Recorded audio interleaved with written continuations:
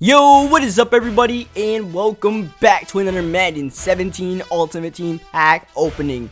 The Halloween promo is here, one of the fan favorites for MUT every year. So we're going to be opening up a Fright bundle, trying to pull players for the promo. Like right on cue, we get a Joe Staley. And all of these players, if you guys remember from last year's promo, around Halloween time, they grow into like 7-foot versions of themselves. So we're gonna be trying to pull as many elites as possible, like Staley, there's like Olivia Vernon, Jamal Charles, etc. And even the golds, you see Shaq Thompson, like Garrett Blunt. They all grow into like 7-foot versions of themselves, and it's a good change of pace, man. It's not like something you see every day. It's not something you're gonna play all the time, but for a couple of days, it's fun to, you know, just mess around with. So I like the promo last year. I'm looking forward to it once again. So we're opening up packs to try to build a pretty nice team. And while we do that, we're gonna be going over our NFL Week 7 predictions. Now, last week, if you guys remember, when I did the pack opening, I said I was going to the Giants game, and because of that, I really didn't get to watch much football. I saw like a little bit of Sunday Night Football, and you know, the Monday night game wasn't really too much fun to watch, but I did see that. But I did get to watch the Giants game live, and if you guys recall that game, pretty good one, man. Pretty good one on deck. Win, lose, or draw, both teams fought hard at the end of the game. I mean, Joe Flacco and Eli Manning didn't exactly light up the scoreboard, but things got fun towards the end. Things definitely got interesting. It was a lot of fun. Shout out to EA Sports, the MUT Twitter account, because they did a giveaway for the tickets. So I was able to win 4 tickets. I went with like my dad and my sister, and we had a lot of fun there. It was pretty interesting though, because towards the end of the game, things got heated when they had that pass interference call on DRC, where it didn't really look like pass interference. Man, the stadium was booing like crazy. You hear the bullshit chants. Fans were heated. There was like a weatherman at the 2-minute warning that came on, was like giving a weather update for the stadium around what's going on. He's like, yeah, the weather's great today. And then everyone just started booing that guy. You couldn't even hear what he was saying because everyone was so heated. But then Odell Beckham Jr. saved the day with one of his great plays. What was it, a 65-yard touchdown on 4th down and 1 on a slant route. 2 guys ran into each other and Odell took it to the crib. That was great to see, man. Great to see a close game. Great to see Odell Beckham Jr. have a career day.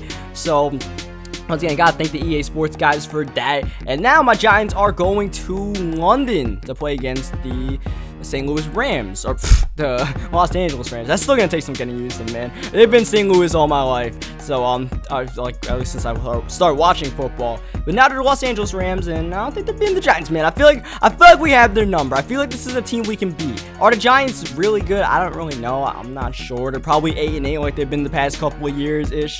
But I think we can handle the Rams. I think, you know, Odell could get around Tremaine Johnson. Our defense could stuff up Todd Gurley, and then that leaves Case Keenum to try to dissect our defense, and I'm not sure he can. So I like our chances in that game, but we'll see what happens.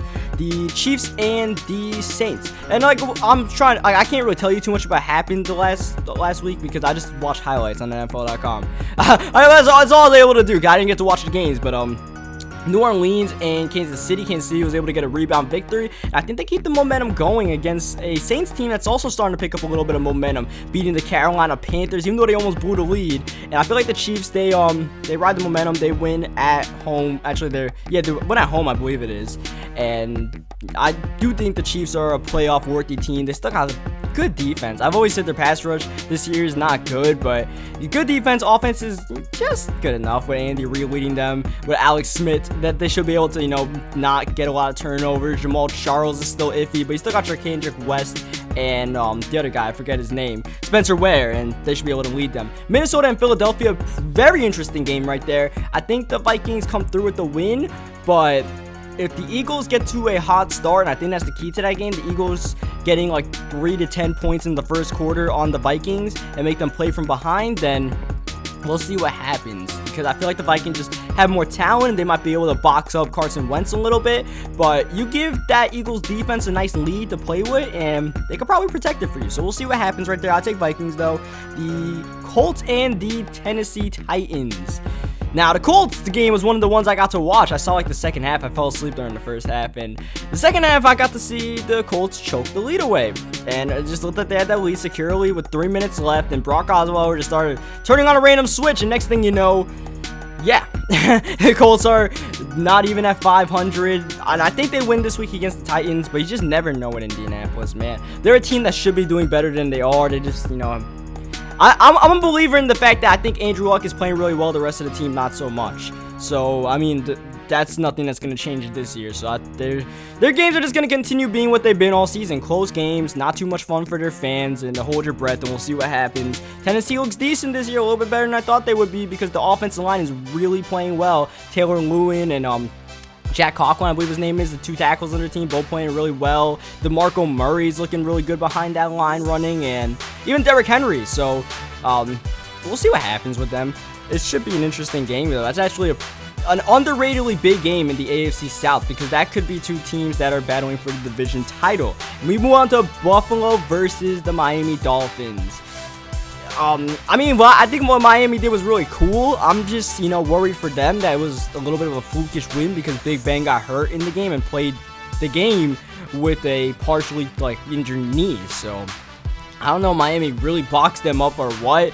Jay Ajayi ran for 200 yards. That's one thing you could definitely take away from the game, but I'm not sure Buffalo will allow them to do that. We'll see what happens. I really don't want to say the Bills win another game. That's 5 in a row for them. When's the last time they did that? But I'm not too hot on Miami. I think it'll be a close game, but Buffalo, with or without LaShawn McCoy, I think they pulled the game out, man. I think they actually get something going and might be able to, fight for a wild card spot this year. Detroit and Washington. Pretty interesting game right there. I think Detroit wins the game at home. Matt Stafford's looking pretty nice this season without Calvin Johnson, which a lot of people didn't see coming, especially if you would tell me Golden Tate would have a rough start that he had. Of course, he had a big game last week, but Washington's also looking really good this year. I thought they weren't too good, but I guess they're proving me wrong. I thought they were a little bit messy. We'll pause the predictions for just a second because I was opening up a random pro pack, right? After the whole bundle, you guys saw I pulled nothing besides Joe Staley. So I was opening up a couple pro packs, and then out of nowhere, Cam Chancellor. It's Bam Bam Cam. That is a limited edition pull. It doesn't say it on the card, but on Friday, there were Cam Chancellor and DeAndre Hopkins in packs. You can only get them from packs for 24 hours. And this was at 5 o'clock in the morning. I tweeted the poll when I got it. I was too tired to really get excited about it. I was just like, yeah? I pulled nothing into 20 fright packs, but a pro pack with coins. I got this. I opened up 3 pro packs on the third one. I got this guy. And you know what? I'm not complaining.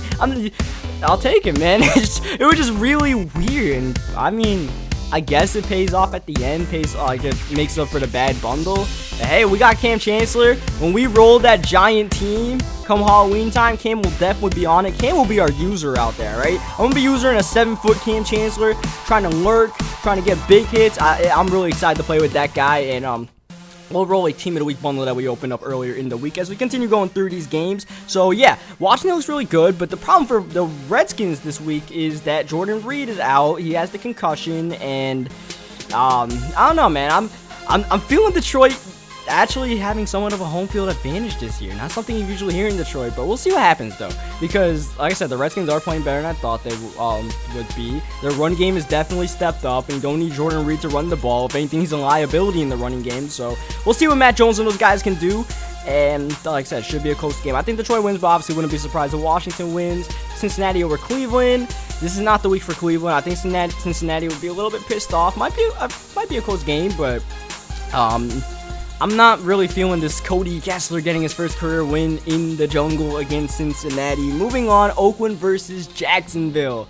Jacksonville got a big win in Chicago. Last minute victory. Aurelius Ben. Where the hell did he come from? Got the comeback catch right there. I don't think they keep it up against the Raiders. I don't know. The Jacksonville Jaguars are just not a team that gets oh wow, look at that Brandon Cooks right there. That's like a 90,000 coin pull. But yeah, the Jaguars aren't a team that really rides momentum, so we'll take the Raiders in that game. We'll see what happens once. I keep on saying that, but just because with the NFL, it's any given Sunday. You can make all these predictions, but anything can happen. That's the beauty of football. I think Oakland wins. Baltimore versus the Jets. Now, when I watched the Ravens on Sunday, I wasn't too impressed with them, but I'm impressed with them just enough that they can beat the Jets, because the Jets are a train wreck right now. Don't know who's playing quarterback. It doesn't even matter. The offensive line is not playing well. They have no run game to lean on. The secondary that was supposed to be good this season is actually not good, so the Jets got problems to figure out, and I don't think they figure it out this week. Atlanta versus San Diego should be a really good game. San Diego looking really good, but I think Atlanta pulls this game out. I don't think Atlanta's gonna blow their big, their hot start like they did last year. I think they played really well against Seattle from what I saw, so I think they could carry that momentum, say, hey, we played really well in Seattle, and we played really well in Denver, and let's just take care of business and beat the San Diego Chargers, be a team that we should be. The Tampa Bay Buccaneers over San Francisco 49ers. Not really going to put too much time in that game. We're just going to take Tampa Bay and not take San Francisco. More importantly, Tampa's not really that good at all. But I mean, Jameis has to have. This is the game for Jameis to have a decent game. They have an okay secondary with Ward and Eric Reed and all those guys, but this is the game. He has to turn. He has to get something going. I think this is it. New England over Pittsburgh. Big Ben's out, so we're not going to waste too much time on this one either. We're going to take New England in this game. If Big Ben was healthy, I'd probably still take the Patriots because Tom Brady usually does well against the Steelers, but it would have been a really good game. It's kind of a shame we don't get to watch it. And then finally, Seattle versus Arizona. That should be, I actually forgot. This is a Monday night game, but I don't have it on my notes here. But I think the Texans play them. Oh yeah, Texans versus Denver. That's what it is. So the Sunday night game, we take Seattle over Arizona. I think that Seattle goes on the road, gets a big win. They kind of dodged a bullet against the Falcons right there. They were blowing that lead. I think they ride that, oh yeah, we just got that win. Let's get a win against the Cardinals, and their defense is still pretty good, man. It's not like it was like 3 years ago, but they still have a really good defense, and the Cardinals against a good defense can get boxed up a little bit. Carson Palmer's not having his best year, so I like Seattle in that game. And then finally, Brock's return to Denver, playing against Denver. Not really feeling the Texans right there. We're going to take the Broncos. The Broncos quarterback situation just feels like it's getting worse and worse every week. Even with Simeon back, it doesn't look too good, but they got the defense to box up Brock, and I think that's going to get them the victory. So that's our predictions. Leave a like in the video if you guys enjoyed it. Well, if you guys want to, leave any comments, let me know. I'll try to respond to as many as I can, and I'll catch you guys next time.